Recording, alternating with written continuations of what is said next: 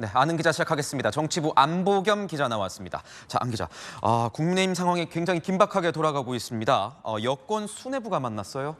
네, 여당 주류 측 인사와 대통령실 인사가 오늘 한동훈 비대위원장과 만나 사퇴를 논의했다고 하는데요.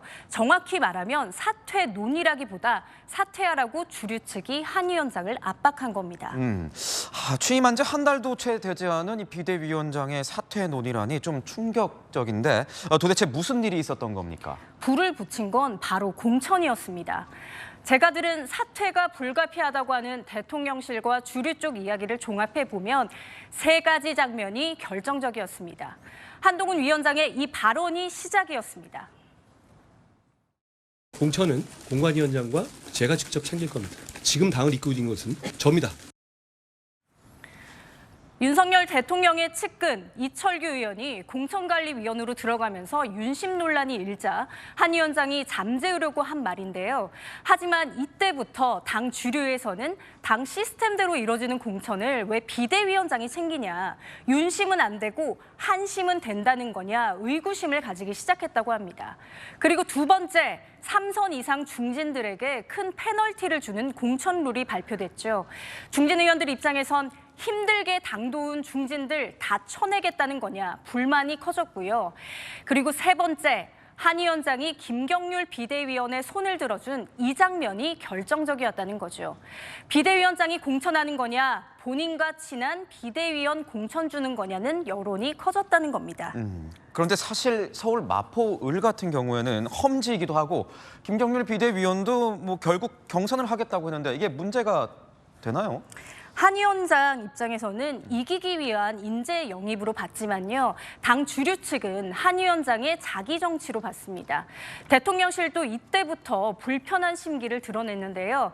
시스템 공천하겠다더니 대통령실이 한동훈 위원장 통해서 내리꽂겠다는 거냐는 불만의 목소리가 용산 곳곳으로 전달됐다고 합니다. 이러다 당협위원장들 탈당하면 선거 어떻게 치를 거냐는 말도 전달됐다고 하고요.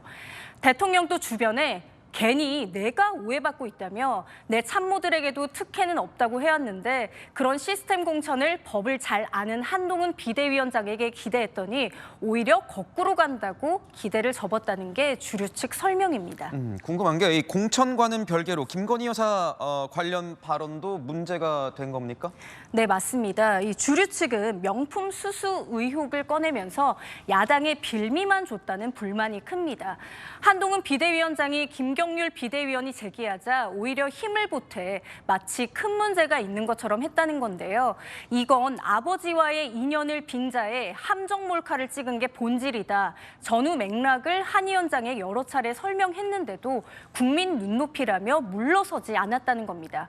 그렇다 보니 대통령 임기가 아직 3년이나 남았는데 벌써 차기 권력인 거냐? 독자 노선 탄 거냐 이런 의심까지 더해진 상황입니다. 한동훈 위원장 사퇴 요구를 받았는데 답은 노인 것 같습니다. 네, 저희가 주변을 취재를 해봤는데요. 한 위원장 사퇴 요구를 받은 이후에 주변에 당대표로서 할 일을 해나가겠다는 뜻을 밝힌 걸로 전해집니다. 즉, 사퇴를 안 하겠다는 거죠. 그럼 어떻게 되는 겁니까? 주류 측은 이미 돌이키기에는 시간이 늦었다 이런 이야기가 나옵니다.